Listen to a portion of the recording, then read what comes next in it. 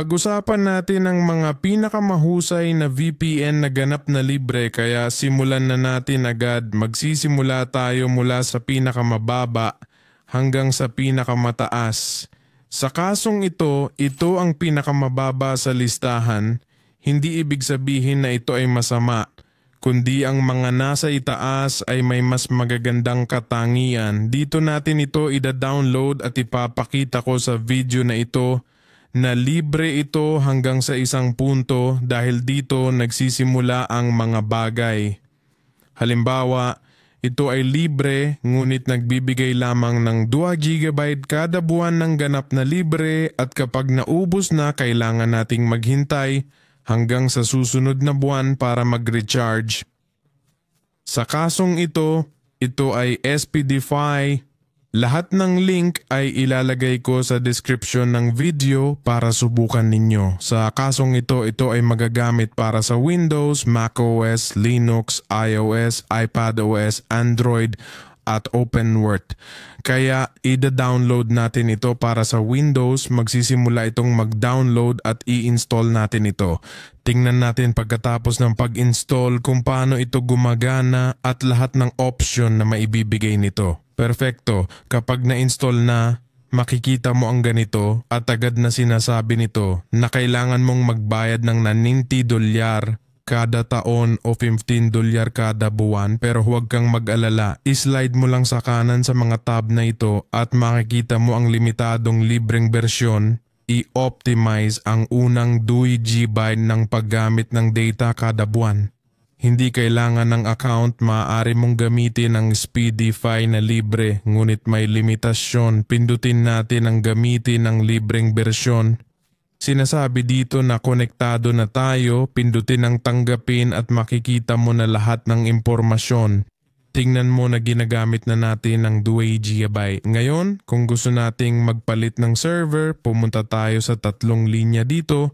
Pagkatapos ay sa server at lalabas ang pinakamabilis na server na automatikong ikokonekta. Ngunit kung gusto natin, maaari natin itong palitan kahit kailan, halimbawa sa Brazil o sa iba pang server na nandito.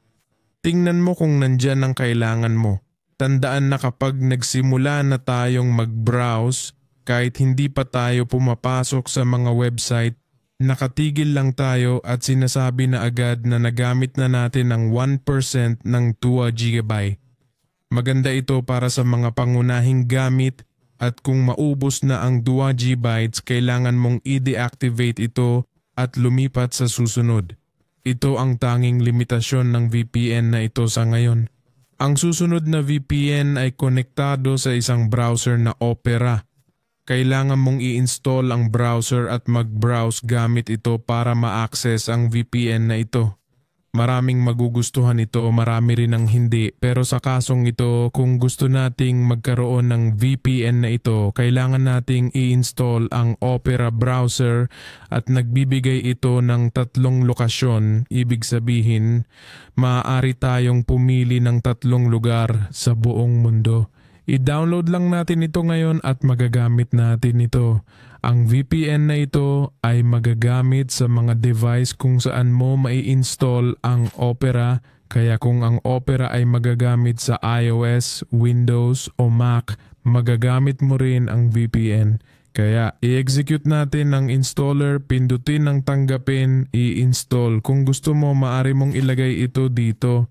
Nagsisimula na ito ang installer ng Opera, hintayin lang natin at i-configure ito ayon sa gusto mo at tapos na.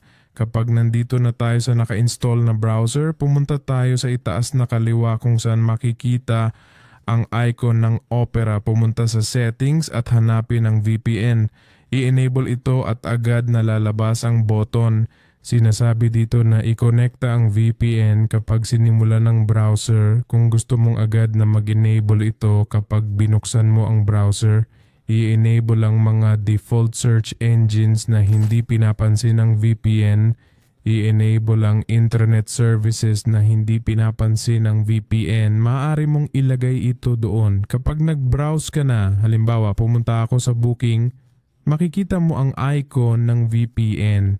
Kung gusto mong i-activate ito, pindutin lang ito. Sinasabi dito na hindi protektado, pindutin ito at dapat itong ma-enable. Ngunit sa ilang kadahilanan sa ilang website hindi ito gumagana.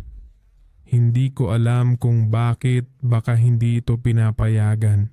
Halimbawa, kung magbukas ako ng bagong tab at pumunta sa ibang website, makikita mo na dito ay protektado ito. Kaya ito ay kakaiba na sa ilang website, maaari itong baguhin habang sa iba hindi. Ang susunod ay Hotspot Shield. Kung pupunta tayo sa mga presyo, makikita mo na mayroong ganap na libreng bersyon dito. Maaari lamang tayong magkaroon ng isang device na konektado at sa ilan sa mga platform na ito, maaari sa marami. Ngunit sa bawat isa kailangan nating lumikha ng hiwalay na account para ma-install ang VPN na ito sa lahat ng device na meron tayo. Ito ay walang limitasyon ngunit hanggang 1 dozen gawi lamang ang magandang koneksyon. Kapag lumampas na sa 1 GB, magiging standard na ang koneksyon kaya hindi natin makukuha ang pinakamahusay na bilis. Subukan natin ito ngayon, hintayin lang natin na mag-load. Kailangan nating ilagay ang ating mga detalye para makapagrehistro at ang ating card para makapagrehistro. Ngunit mag-iiwan ako ng link para ma-install mo ito ng libre. I-download lang ito at automatikong magda-download ito nang walang kailangan ng rehistro. Sinasabi dito na libreng bersyon na may mga ad. Hintayin natin at kapag na-download na, i-install natin. Ang susunod ay TunnelBear.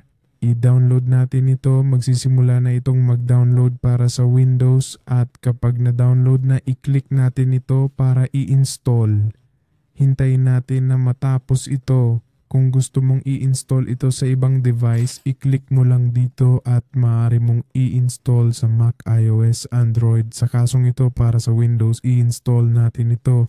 Ibigay ang mga pahintulot at hintayin na matapos ang pag-install.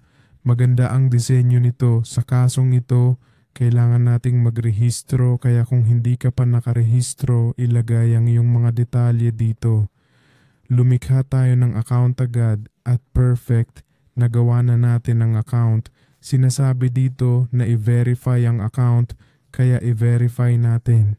Kailangan nating hintayin ang email para ma-verify. Kapag na-verify na, bumalik tayo at i-verify.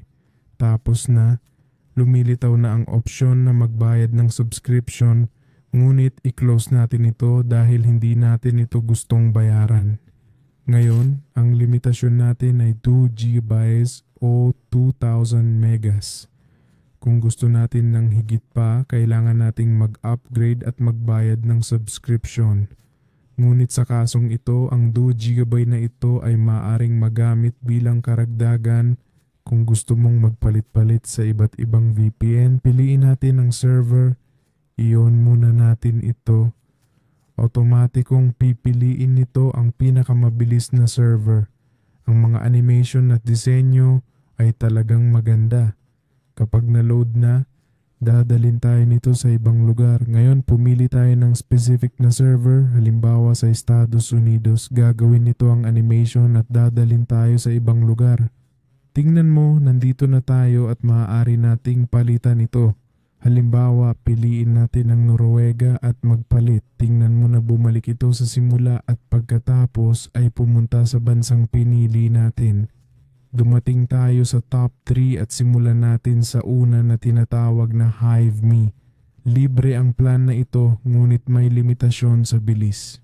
Kunin natin ang libreng plan. Dati ay nagbibigay ito ng 10 GB ngunit ngayon ay walang limitasyon.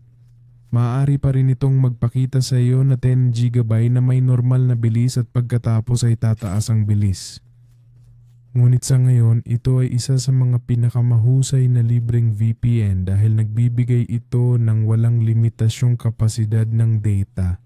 Walang tiyak na limitasyon, ngunit ang bilis ay maaaring limitado dahil ito ay libre at nakadepende tayo sa mga server na hindi masyadong abala. Hindi natin i-restart ang PC kaya pindutin natin ang hindi at tapusin. Nagsisimula na ito at kailangan nating gumawa ng email.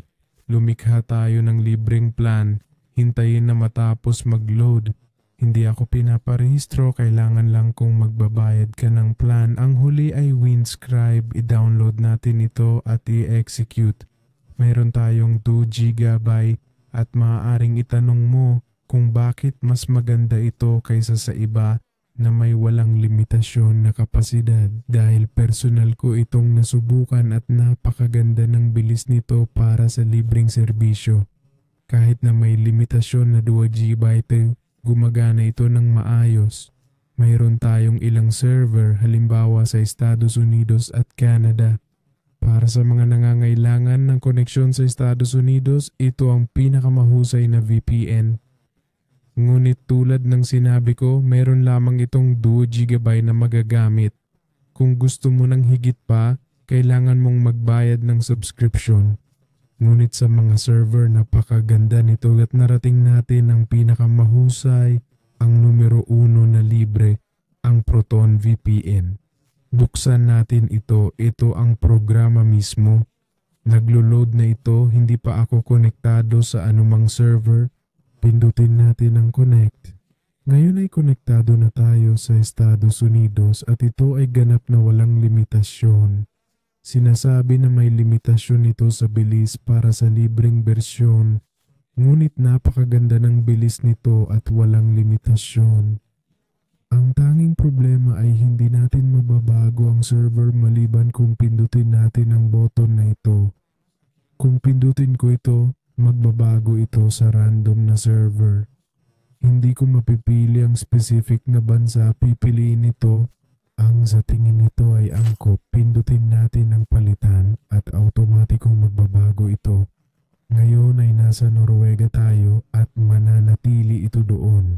Maaari kong palitan muli ang server pagkatapos ng 40 segundo. Kung palagi akong nagpapalit ng server, maaaring tumaas ang oras, kaya ito ay isang magandang VPN para sa proteksyon ngunit hindi para sa pagpili ng specific na lokasyon. Para doon, mas maganda ang mga nauna.